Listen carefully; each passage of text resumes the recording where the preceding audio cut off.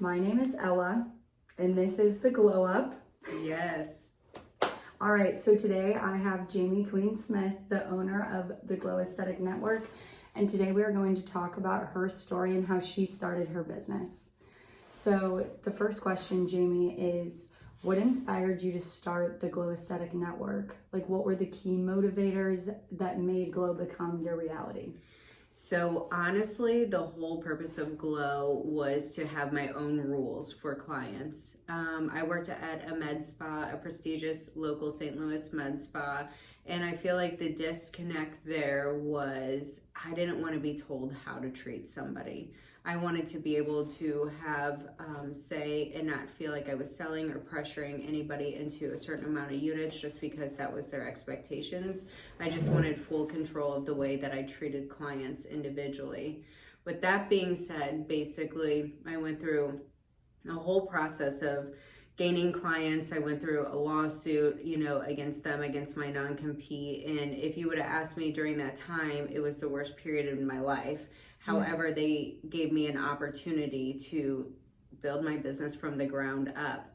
My vision then was just very limited and small, and it was really just to gain control of how to treat my own clients. I mean, I was just a nurse by background, came from ER, and I was just a provider. But I felt like the everyday person would come in and spend $500 to $700 of Botox, and I always wondered, as an ER nurse, which I had a college degree in, how could I afford to do that if I didn't work in the industry? And I wanted to make it affordable for people to be able to get treated because I believe everybody deserves to feel good about themselves, no matter how much money you make. It's not just for the wealthy, that deserves that. So when I started on my own, I had zero clue on like cost or anything what that was like, but I was able to make Botox $8 a unit. But from there, I would see nurses as clients, and I did have a group purchasing organization background between my ER career and my med spa career. Yeah. So I had like 1 year's knowledge to understand that if you purchase as a whole and as a group, that it would basically be more cost effective, right? I could get my product for cheaper. So I actually started training nurses, never as part of a vision, but more of a selfish reason to be able to keep my cost of clients lower. Yeah. So I basically trained nurses for free, probably the first 15 or so, and because I just wanted them to purchase along with me. Well, that became an ordeal, sometimes with the manufacturers, you couldn't be a buying group. And I'm like, all right, if anybody knows me, if there's a will, there's a way. I'm going to figure this out, how to get around it. And so we started providing the medical director, started providing a platform of ongoing trainings and resources and services. And the next thing you knew, we had a waiting list like crazy. And I was like, well, I guess I own a training company too. I had no idea. It was never part of the vision, but it just kind of came along with it. Like it was just a door that opened organically. It just all started unraveling organically. Now, I went through a lot of heat, right? A lot of haters once I, started operating differently and outside the norm, and once I lowered the cost. But I see lowering the cost is opening up the market. More people can afford to do this. It's not the same type of clients that we're competing for anymore because these people would have never been introduced to Botox or neurotoxin at a med spa because they could have never afforded it before. They would have never walked through those doors to begin with. Definitely not. And a place that, was super elegant, they didn't want to dress up and be participating in an environment like that. They felt more comfortable to actually come inside my living room at one point in time because they didn't feel like they could come from the gym or whatever. They didn't have to get dressed up to just go get their face evaluated. Yeah, I was actually one of those people that would go to your house. Yes, at what, age 20? Yeah, I had some personality lines that needed to be taken care of. But yeah, wouldn't change it for the world, I'll tell you what, because now. Right, remember when Ella, you got injected by one of our physicians for his first time injecting? We were teaching the doctor actually how to do it in my living room of all places. Yeah, and she was like, it'll be discounted, come. And it was heavily discounted, and I sat there in the back of the chair and I let them do it. And she said afterwards that it was his first time, and I was like, and you're letting them inject on me? Yes. Well, actually I'd let them do it again. I didn't care at that time. So yeah. Another question we have is, what has been the most rewarding aspect of being a business owner? Like, I know you kind of covered that, but what is like, even if this is like a few years ago or present time, like what, has made you? Okay, so the most rewarding part when I first started was empowering clients, right? I loved watching their transformation and giving them the confidence they needed. And I felt like it was always kind of a therapy session included. It wasn't just a Botox appointment. However, now that we have Glow Aesthetic Network and we are forming entrepreneurs, there is nothing more satisfying than building someone else's success and watching their transformation of their lives and their dreams come to reality. And it's just something that's indescribable. I feel like part of my mission here on earth is to literally help build other people's success. Oh, 100%. Like, I mean, the part of my job that I love is talking to the nurses that went through training and onboarded with us, and just hearing about how much their business has grown, what they're doing, like all of the new services that they're offering. And it's just really, really cool that like you change that for so many people, that they're not working for a med spa anymore. They're working for themselves, and they're part of such an amazing network. I just feel like it's the way of the world. In modern day times, I feel like working for yourself is the way most people want to go, because people are all about these rules and boundaries and self-love, honestly. And I feel like that goes hand in hand, but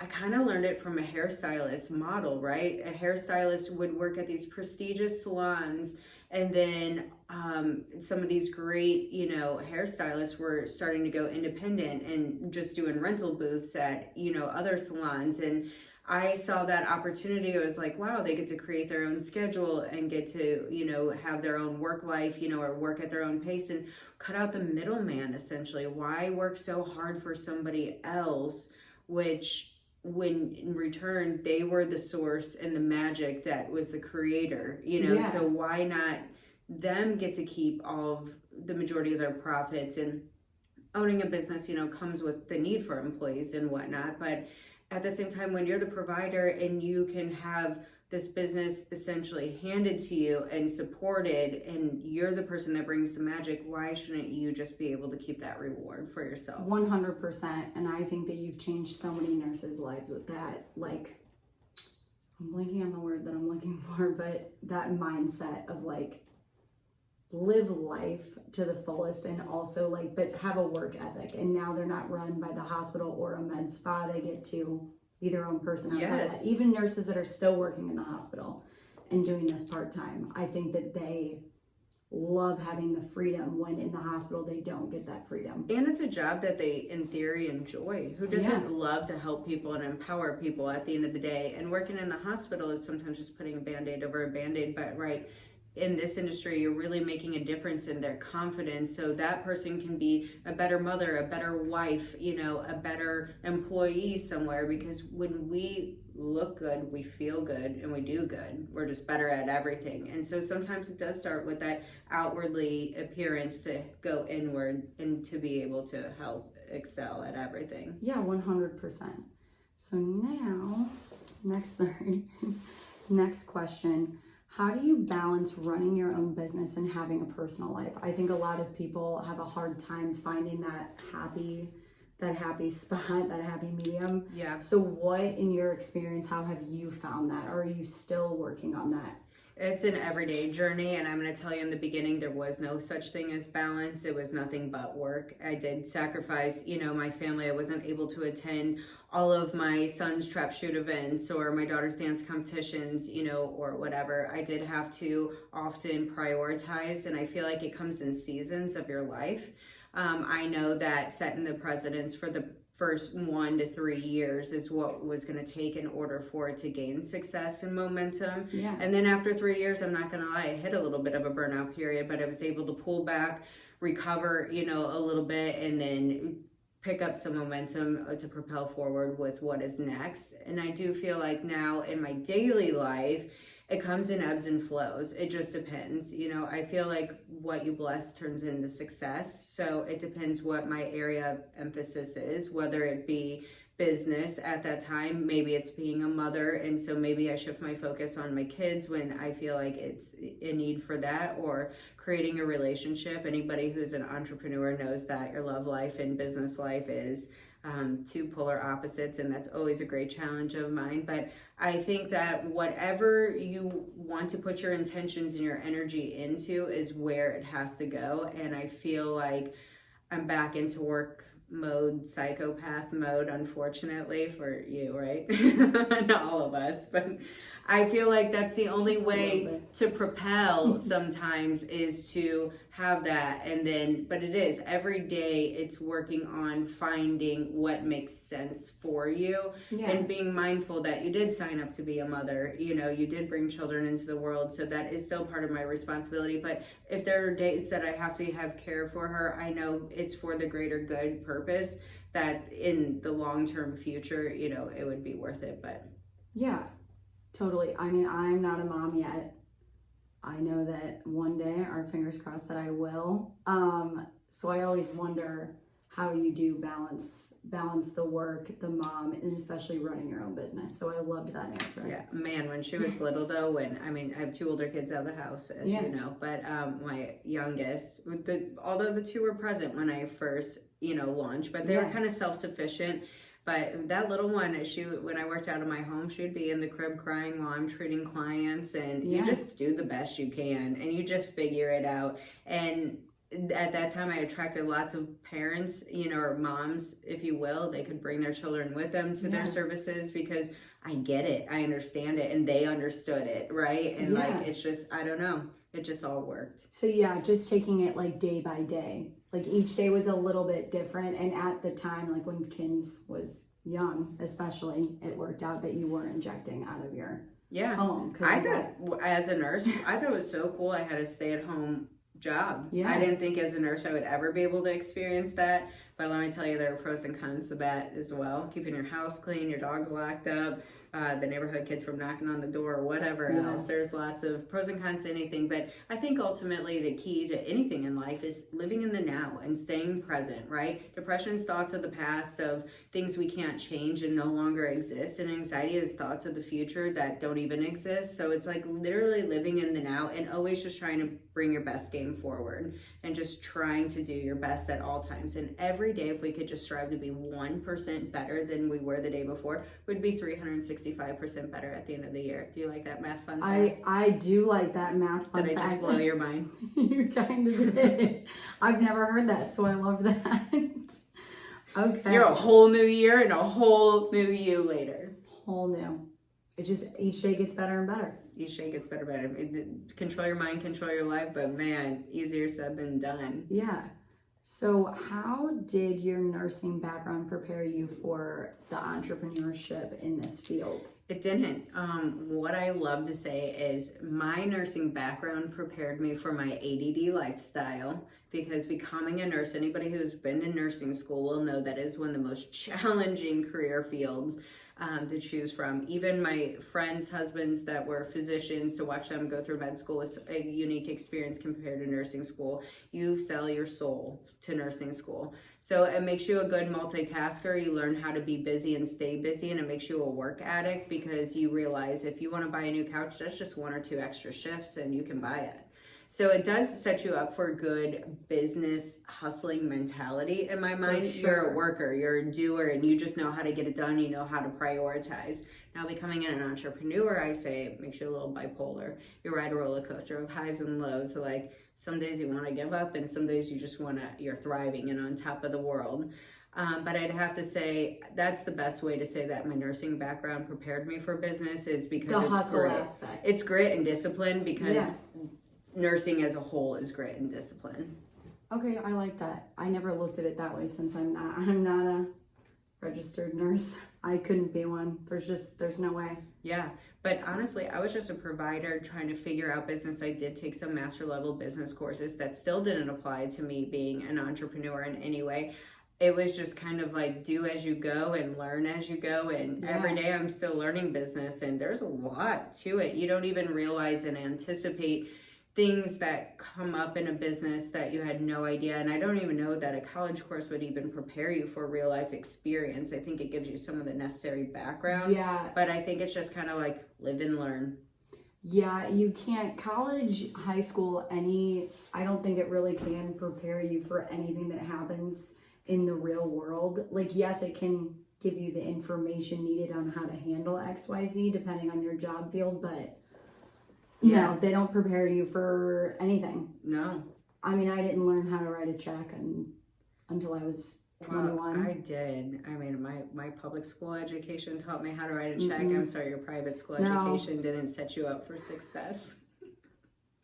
My 12 years of all that money paid. Your mom was writing a check the whole time, and never once did they teach you. They're like, you know what? Your parents, those of you who go to private school, your parents will write the check for you. Yeah. No, I mean, I did not taxes, write a check, nothing. I've been doing my taxes on my own. Probably the IRS, if they've ever audited me back, since like 2005 or so, they've been like, this girl is messed up. Yeah, Who allows someone to just access the TurboTax? They're setting you up. They do make it so easy though, but I mean, who knows what kind of mindset I was in doing my taxes in those years. Now I pay a professional to stay legal because, I mean, I got a plan if I ever did go to prison, but I just, we'd be writing books. I got a whole plan of action. I just hope it never, happens. No, I mean, I wouldn't last. I would not last one day in there. I'll be slinging Botox in prison. But how would you do it? They'd take away your nails. Look, I'm the girl that'll figure it. No, I'm a girl that'll figure it out. Just that type. Actually, I bet the officers, some of the female officers, would take you up on it. You'd actually have a full business. You'd have a full running business in prison. I'd be like, this is for the greater good. I have a vision. I'm going to make it happen. Nothing stopped you thus far, so I love to be. Sometimes the challenges even make it persevere a little bit more. There have been a lot of setbacks, a lot of obstacles along the way, a lot of haters along the way, and that's just the enemy trying to take you down. And literally, I'd say the hardest part is staying focused on your own growth, your own passion, your own purpose, and not letting people deviate you from that. So that's been definitely a challenge overall, and I think that's just a lot of growth within yourself. Yeah. And those are things, again, that you just learn with time and effort. Like I myself, and I 100% believe in everything happens for a reason, whether it is good or it's bad. And I think that sometimes the experiences in life, like, running your own business, the pros, the cons, the good, the bad, like it all brings you to where you're supposed to be present day. And then everything happens for a reason. I just stand by it. And I think that like all of the hardships and all of the good things just equal out to where you are right now, and they help you learn and re-navigate different paths and like what you know that you want to do again versus what you don't for sure. I think it's a redirection a lot of times. I think obstacles are like made to redirect you, to keep you on the pathway that is meant to be. So I do believe in having a plan, taking action, but when something does deviate you, either it makes you a little bit more fierce and want to overcome it, but if it just seems like it's not possible, then that is just a clear sign of, okay, we're going to head in a different direction. It's just not meant to be. 100%. And that's happened. That's happened in a lot of avenues within this business, but so much has happened where I never expected it. And it's just like, I think if you let it go and go with the flow, things just, you resist things that you want too much of. So when you kind of stay open, you kind of stay fluent, you stay positive, you start attracting everything that is meant to be. Yeah, I totally agree. Because when one door closes, another one opens. It always does. My Catholic school teachers used to say that all the time. So there's something I learned there. I used to, I read this book too, like I think it was The Subtle Art of Not Giving a Fuck. And they said that the key to happiness is problem solving, right? Mm-hmm. So think about it. Every time you solve a problem, whether it's little or big, it feels good. You feel good, you feel rewarded. But every time you solve a problem, it just causes another problem. So I think that's what life is. Yeah. And then it's just like, you just got to solve problems every day for the rest of your life. Whether they be little or big, like a big problem of mine every day is what do I wear? It's the most dreaded part of my day. If somebody could come It's the favorite part of help my me day. get dressed every day, it might take out a lot of that stress and anxiety. I might not have high cortisol levels and have to do all those check your boxes things. No, 100%. I love need a picking out my stylist. I love picking out my outfits. Now, do I always pick them out? No. How do you know what you're like feeling? That like, you know, like if I picked it out like the night before, it might help, but then I might wake up and be like, oh. You always gotta have option A and option B. Option B is something that like an oldie but a goodie. So it's like you know it's gonna work. You know it's gonna work. Backup plan. So like something black. Yeah, like whatever your go-to, like mine, boots and jeans, I know are always going to. As long as it's not those ugly shoes you wear sometimes. She's making fun of my Birkenstocks, so I love Birkenstocks. She does not like them, and do you know what I tell her? Hurt people, and that's why you're making fun of my Birkenstocks. They're the comfiest shoe. And same with my cowboy boots. I know that and it gives me a little bit of a heel. I click, click, click, click, click, click, click. I love them. The Birk's fine. I'll give you a little bit. They're not flattering on the foot, but they are comfy. They're definitely not flattering to the whole outfit by any means. It looks like you wore your slippers in that lost the fuzz inside, and they happen to have a little traction on the bottom so you can call them a shoe instead of a slipper. But trust me, I get it. I love slippers. I'd wear them in here. They're not slippers. They're basically No, slippers. have you seen Uggs? You slip them right on. Yeah? Do you slip flip-flops right on? No. I gotta wiggle them in between the Oh, toe. okay, all right. I swear. But, so the last but most important question, I think, is your mantra is hustle and heart. It's posted all over the Glow Network website, Glow Institute, all over the social media pages. So my question is, what does this mean to you as a person and as a business owner? I know that we've covered a little bit, but where did hustle and heart come from originally? Why was that such like a big thing for you? Because hustle is real and you have to hustle to get somewhere. We could all manifest and wish, all of this greatness to happen for us, but unfortunately it takes effort. And all at the same time, if you're doing it from a place of heart, of love, of passion, then you're going to be aligned with what you're truly meant to do. And if you have those two combinations, you're set up for success regardless. Yeah. It's just, you need both in order to succeed. And it goes back to, like I always say, businesses go into business for one or two reasons. For the greater good. They have a service, they have a product that they really want to make a difference in people.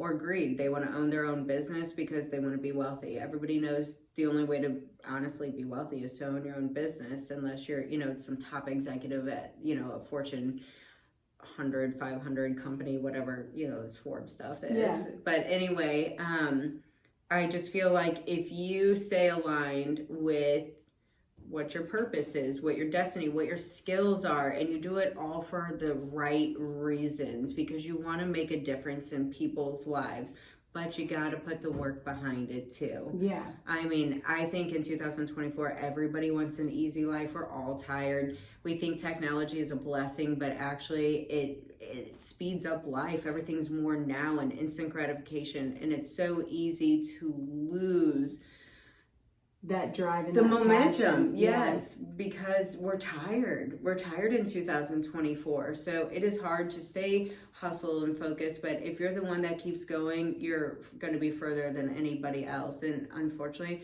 things just don't always fall into our laps. They do to a certain extent, but you have to be able to execute it and apply it and keep going. So I think that certain things can fall into your lap, but whether they're going to work out for you or not is if you hustle and make it happen. Things aren't just going to happen for you. Yes. You have to make it your reality. And you have to put good intentions behind it. You can't do it for the bad intentions, right? And that's a part of the learning process. So when things are presented to you, you have to decipher, is it for a good reason or for a bad reason? And I feel like in the beginning, that was really hard for me to decide between, because who doesn't love to cut corners or be a little edgy or get by? But for the long-term goals, doing the right thing, If you do what's right, you can't go wrong. And a clinical director of mine, I used to teach nursing clinicals back in the day. That was fun. But she taught me that when I try to cut a corner, I wanted to go on vacation and tell the students that they get a free day off and not to tell anyone they were there to actually learn, by my surprise. Because when I was younger, I just wanted any day off school that I could have. But I guess because they were adults, But they told on me, they narked me out. And I remember her calling me and telling me that. And that is the one piece of advice I still implement into my life, because that little wild side of me wants to cut corners, or do things. And I was like, no, Jamie, if you just do what's right, you can't go wrong. So it's making anything that comes to you, deciding if it's for the good or the bad, and following the path of good. Yeah, because I think it's kind of like you built the foundation and then you have to build all the levels of the house. Does that make sense? And if you cut a corner on a house when you're building it, all those exact measurements. Ugh. Yeah, it's going to crumble down. So I definitely agree with you. Like when I've cut corners in college, or when I don't want to, really with anything, cutting a corner, right? It always comes back and it gets thrown in my face. Always. Yeah, it's always a lesson. Yeah. And then I sit there and then I'm just more mad at myself. And then it's like, well, I actually have to take the time and fix it now, because if I cut another corner, it's just going to come back to haunt me. So yes. Yeah. Do you have anything else that you wanted to add? I mean, I got all of my questions out of the way today. I think I got all of my, love out. And I think this was great. I really appreciate it. Yeah, this was fun. Hey, it was super fun. And next week we will be talking about Glow Institute and all of that and how that became about. You got a little sneak peek of it in a few conversations. Yes, because I do not know what we're talking about. I kind of have an idea of like a generalized thing, but no idea of what is coming forth. We'll surprise her. Well, thank you guys for tuning in. I'm Ella. This is Jamie. Yep. And this is the Glow Up, and we can't wait to... Where we're glowing up. Yeah. One day at a time. Fingers crossed, guys. Fingers crossed. It's day by day. Jamie and I can both agree on that. Glowing up, growing up, one or the other. One or the other. Either way. But we hope to glow up your